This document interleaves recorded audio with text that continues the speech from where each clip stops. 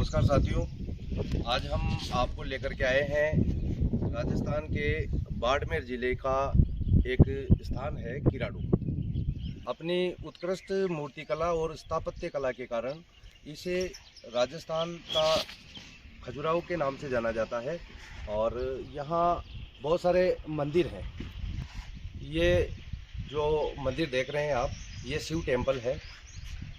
काफ़ी पुराना है क्योंकि किराडू जो स्थान है ये ऐतिहासिक, सांस्कृतिक और रहस्यमय स्थल माना जाता है। इसकी बहुत बड़ी कहानियाँ जुड़ी हुई है। मारू गुर्जर और सोलंकी शैली में बने हुए हैं जो अपने स्थापत्य कला के लिए जाने जाते हैं। और यहाँ इन मंदिरों की बाहर की दीवारों पर कामसूत्र और रति क्रीड़ा से संबंधित अनेक कामुक मूर्तियां उकेरी गई है। मध्य प्रदेश के खजुराहो मंदिर से समानता होने के कारण इसे राजस्थान का खजुराहो कहा जाता है। दीवारों पर केवल कामुक मूर्तियां ही नहीं है, बल्कि रामायण, महाभारत और शिव पुराण की कथाएं और उनके दृश्य बेहद बारीकी से पत्थरों पर उकेरे गए हैं।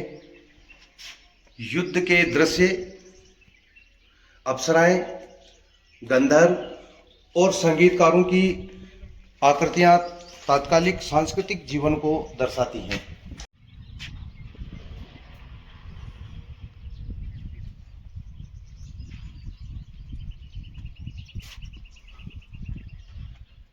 किराडू का इतिहास मुख्य रूप से यहाँ प्राप्त शिलालेखों और जो पौराणिक दस्तावेज हैं या पुरातात्विक जो शिलालेख हैं उनसे बहुत सारे प्रमाण मिले हैं। यहाँ की नक्काशी देखिए, कितनी सुंदर नक्काशी है।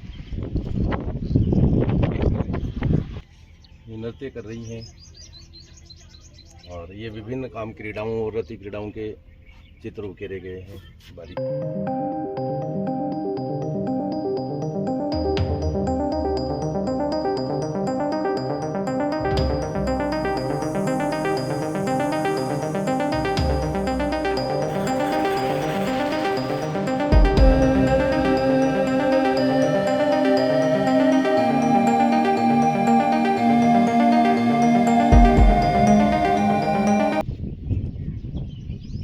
अलग अलग मुद्राओं में जो है नक्काशी की गई है।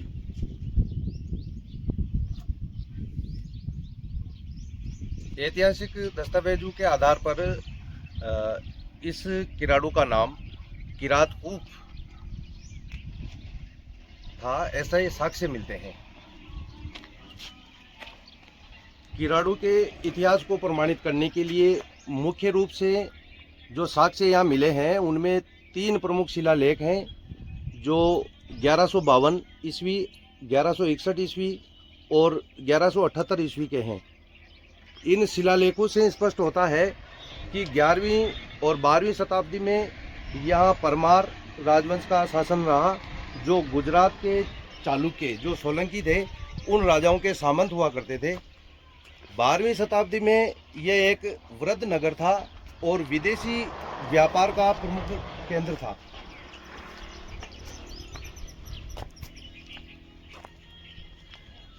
ग्यारह सौ 1878 के आसपास मोहम्मद गोरी या तुर्क आक्रांता है, आक्रमणकारी हैं, उन्होंने यहाँ पर हमला किया, जिसके कारण ये नगर धीरे धीरे वीरान हो गया।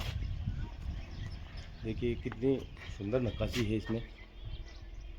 किराडू अपने समय की वास्तुकला और स्थापत्य कला जो है उसके चरम शिखर पर था। ये 11वीं और 12वीं शताब्दी में ये समृद्ध नगरी थी। परमार और चौहान शासक गुजरात के सोलंकी राजाओं के अधीन थे।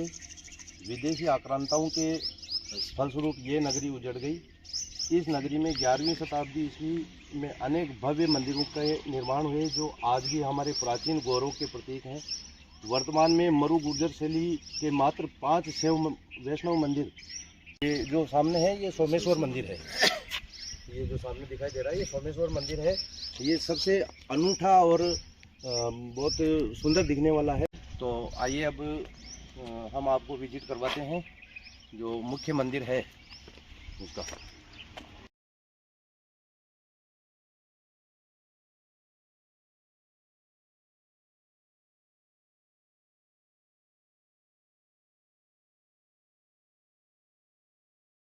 इन 5 मंदिरों में ये सोमनाथ मंदिर सबसे बड़ा, सबसे भव्य और सबसे सुरक्षित मंदिर है, जो भगवान शिव को समर्पित है। इस मंदिर का गर्भगृह, रंग मंडप और इसके खम्भों पर जो की गई नक्काशी है, वो आज भी पर्यटकों को मंत्रमुग्ध कर देती है। जो पिछला जो शिव मंदिर है, उससे पहले जो हम जाकर के आए थे, वो विष्णु को समर्पित था और ये शिव मंदिर की तुलना में अधिक खंडित हो चुका था। लेकिन ये जो शिव मंदिर आप देख रहे हैं, इसके खम्भों और इसके मंडप को देखिए।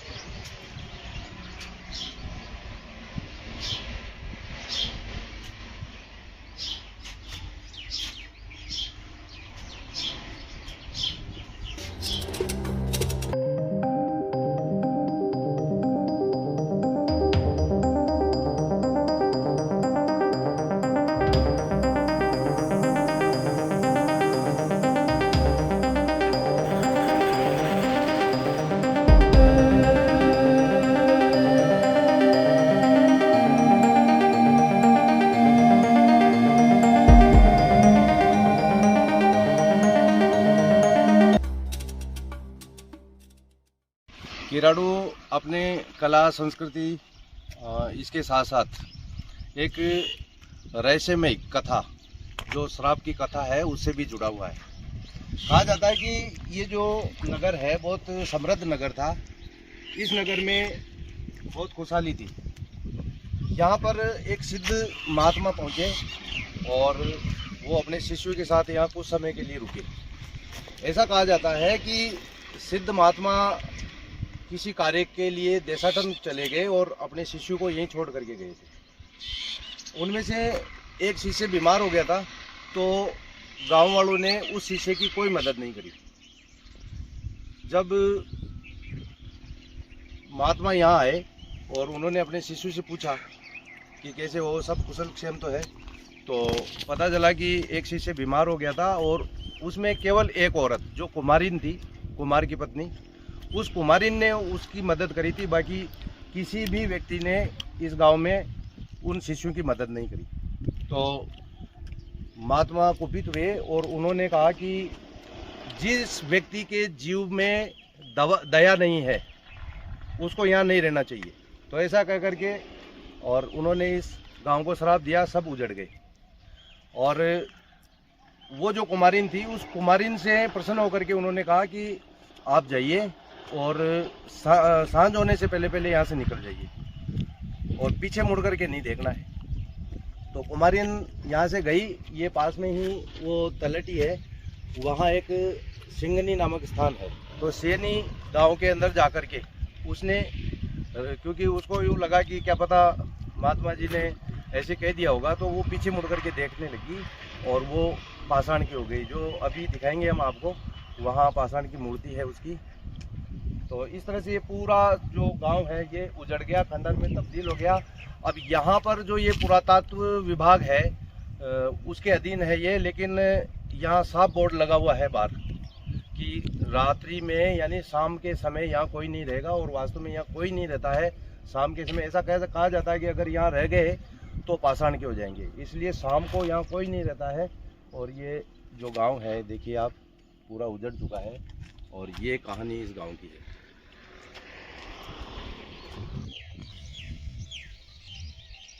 मरीन है, पीछे मुड़ करके देख लिया था उसने, तो ऐसा कहा जाता है कि वो पाषाण की हो गई थी, तो ये पाषाण की मूर्ति है उसको मरीन की।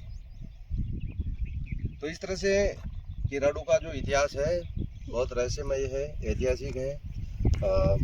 सबसे आग्रह है कि आप भी यहाँ पधारें और एक बार ज़रूर इस ऐतिहासिक स्थल का भ्रमण करें। धन्यवाद।